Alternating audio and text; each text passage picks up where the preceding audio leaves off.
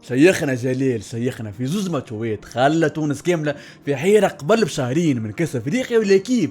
في فرنسا فرحت بينا بصفة مش عادية، ارتيكل وكلام اتقال في وسط ماتش تونس وساو تومي. اهلا بيك يا جراندي في حلقة جديدة بديكور جديد بكونسيبت جديد، وباش نبدا لكم بالمنتخب التونسي. ايش حسيت وايش عشت في اخر زوز ماتشوات، ونعرف اللي انت بيدك قلبك معبي ومكش راجع على يدي المنتخب التونسي في ماتش ساو تومي وماتش ملاوي. وراو عندك الحق، على خاطر كي تشوف الاسامي اللي موجوده في المنتخب التونسي نقولوا اللي فما مينيموم مانيش طالبين تيكي تاكا ولا انك تبقى تهاجم من اول ماتش حتى لاخر الماتش، اما نحن طالبين الاقليه، ما نحبوا نتفرجوا في شويه كوره، مش نعديو ماتش كامل كوره تخرج من الديفونس توصل للوسط عاود ارجع للديفونس عطاها للاريير وعاود نفس الموضوع عاود ارجع وابقى كور كيكا ماتش كامل. على خاطر الحاجه هذه اي مدرب ينجم يعملها، على عكس الحاجه اللي نحن حاجتنا بها. وين الاضافه نتاعك؟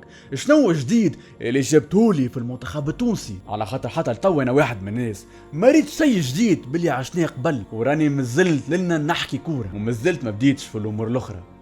في شكون استدعى وشكون ليه للتربص هذا موضوع يتحط على جنب، اما موضوع ملاعبي مضروب وتعيط له ومن بعد يخرج لك من ستاج وتبقى حاير بشكون باش تعوضه، وقت اللي في العالم اجمع فما ليست اوليه وليست ريزيرف، معناها في حال تضرب لك ملاعبي المعوض نتاعو تلقاه موجود. اما نحن في المنتخب التونسي ديما عكس الناس، وديما منحب نطبعوا حد عنا فلسفه نتاعنا الخاصه بنا نحن. واذا راني ما حكيتش في انك تستدعى ملاعبي اوفان وتجيبوا معاك وماتش ثاني يكون اورليست المفيد الاهم تو ماتش ساو تومي تعدى وماتش ملاوي تعدى واللي صار. اما اكثر حاجه اللي نتبقى في بالي وما نجمش ما ننساهاش اللي اذا ضد منتخبات كيما هذا ساو تومي وملاوي وتلقى مشاكل باش تمركي ضد المنتخبات الكبيره، سامحني شنو باش تعمل؟ نبقاو كالعاده نستناو يوسف المسيكني يبدا في نهاره والا لا، ولا ملاعبي اخر اللي يهبط الشوط الثاني ولا حتى يبدا من الاول يعمل شي حاجه يجيب بها بونت ولا يمركي بها بونت. وقت اللي الكلام اللي نحكي فيه توا مازالوا شهرين على كاس افريقيا، واذا توا مازلنا هكا انا نقول لك من توا ربي يسترنا في كاس افريقيا، وواحد ربي يعطيه الصبر وساعة البال على اللي باش يشوفوا في كاس افريقيا الجاي، خاطر من الاخر الشيء ما يبشر بالخير والشيء ما هو يعجب.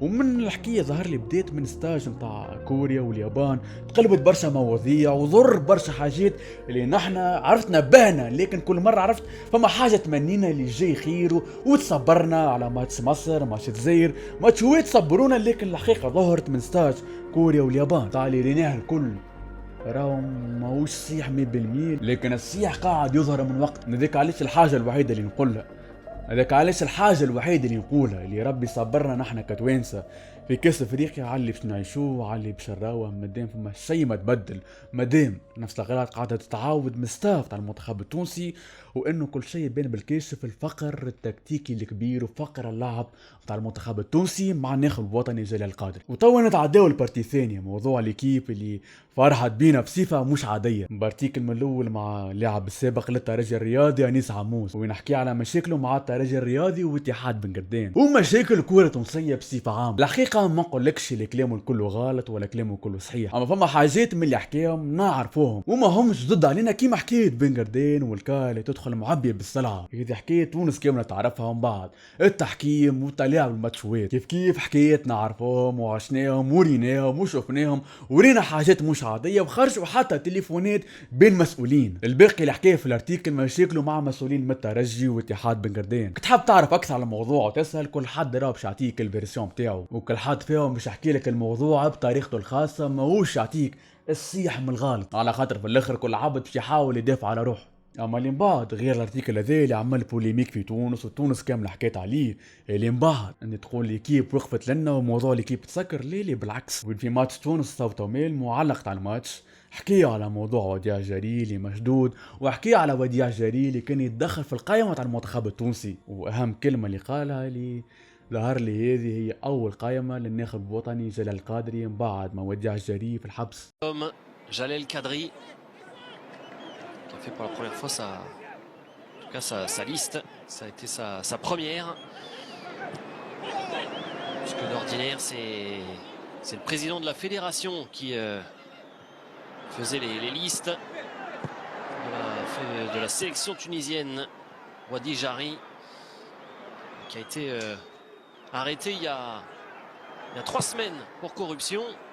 Et donc Jalel Kadri qui a dû effectuer sa liste avec pas mal d'anciens qui reviennent, avec des petits jeunes aussi pour tenter des choses, mais c'est vrai que c'est sur le fond de jeu qu'il est notamment critiqué. صيح الموضوع هذا تونس كاملة تعرفه، تونس كاملة تحكي عليه، اما كيف تحكي في وسط ماتش تونس تومية في الشين ليكيب.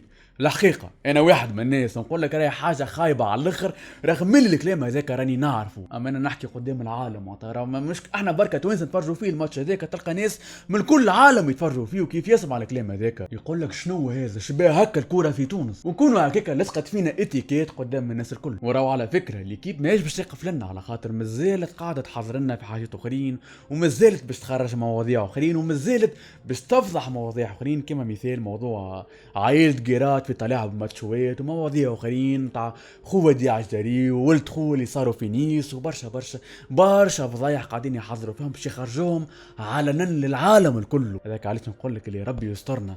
راهو شوف ما غير انه الحكايه هذوما كنا عارفهم، لكن قدام العالم انك تكون عندك تصويره هكايا حاجه خايبه على الاخر. هذاك علاش نقول لك ونعاود نقول لك اللي ربي يسترنا وربي معانا وكهو، نكونوا هكايا وصلنا للاخر حلقتنا. باش نحاول مره في الجمعه يعني نهبط فيديو نحكي شنو صار في الكرة التونسية، شنو جديد، شنو الامور، مواضيع تخص الميركاتو، حاجات نيوز بالطريقة الخاصة متاعي انا. غير هذا ما تنسيش انك تابعنا على انستغرام والتيك توك، وما تنسيش انك تفعل جرس التنبيهات باش ما تفوتك حتى فيديو جديدة، باش من بعد ما تجيش تقول لي ريزيجول وينو جديد. وبطبيعته ما دامنا نحكيو على جديد، اللي الشانة الثانية قاعدة تحضر حاجة اللي بتماشية مع الديكور جديد.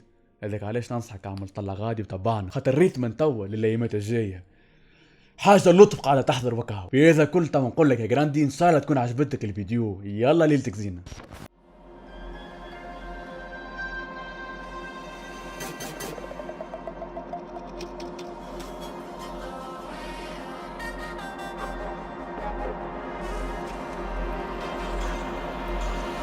Faceless.